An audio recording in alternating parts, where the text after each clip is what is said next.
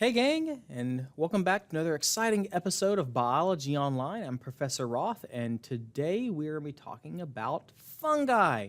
So, first question is, what do all of these pictures have in common?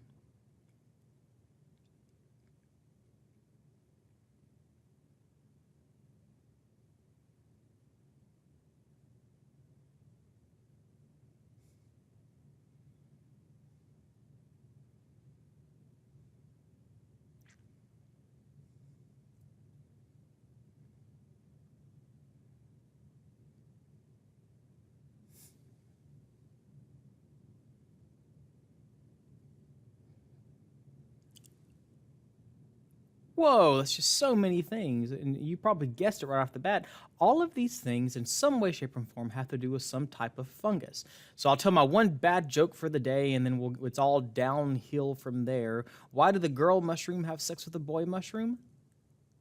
Because he was a fungi. Oh, like I said, it's all downhill from here. So welcome to fungi. I'm a fun guy, right?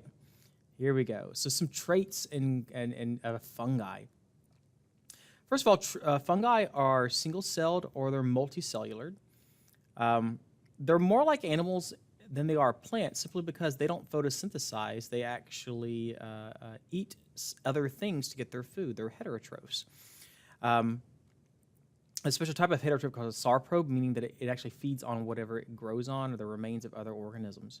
And here we can see all different types of fungi, everything from our classic mushrooms to bread mold, to food mold, to other ascocarps there. So there's tons of different things that we see out there that are fungi. And most of them are multicellular, but a lot of them can be single-cellular. Especially there's one particular single-celled fungi that we actually use a lot. We'll talk about that a little bit later when we get to it. All right, so a question for you. If fungi don't have mouths, which they don't, how do they quote-unquote feed on other things? Give you a second to think about it. How are you going to feed and like mechanically digest things and break down things? Well, turns out they don't. They don't mechanically break stuff down. They release powerful enzymes that digest the food, and then they suck up the remaining juices and just absorb the nutrients from this kind of broth of digested stuff around them. It's really cool. Fungus are cool. All right. So here's a fungus feeding. Oh, the carnage. So here is part of the fungus, individual cells in a long chain. This is a structure we'll learn a little bit. It's called a hyphae. The hyphae releases digestive enzymes, which then just breaks down the substrate, whatever's around it, whatever it's growing on, the bread, the tomatoes, the bark of trees out in the wood, your foot, whatever it happens to be growing on, and then it just simply absorbs the digested parts, the nutrients, and the other things that are broken down that it needs. And so it's a pretty simple process when you think about it. That's how fungus eat. And I know it seems a little weird, but that makes them heterotrophs because, again, they are not photosynthetic. There are no fungi that do photosynthesis. So the basic structure of fungus is pretty simple. The fungal cells are made up of a material called chitin, and chitin is a type of sugar. If you remember back from when we studied our different macromolecules, sugars are a type of carbohydrate, and those are called saccharides, right?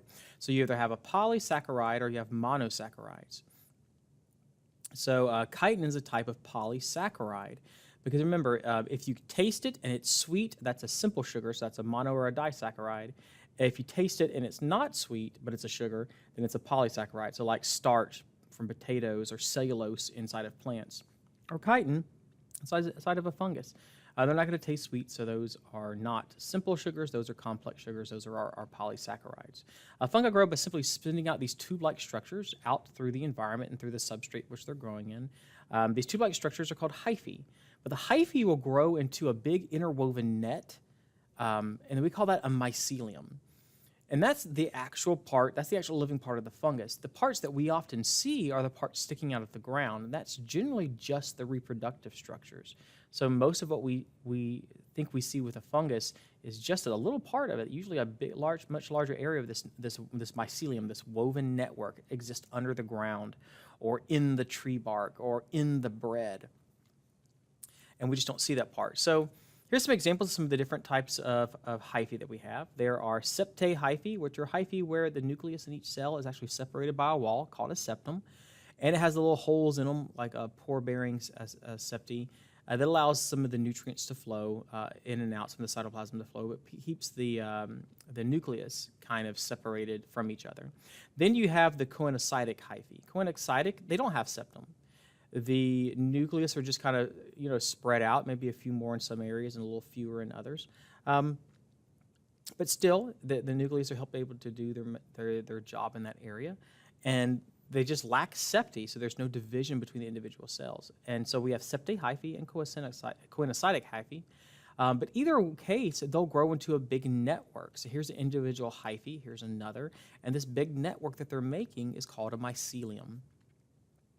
And so that's the two basic parts of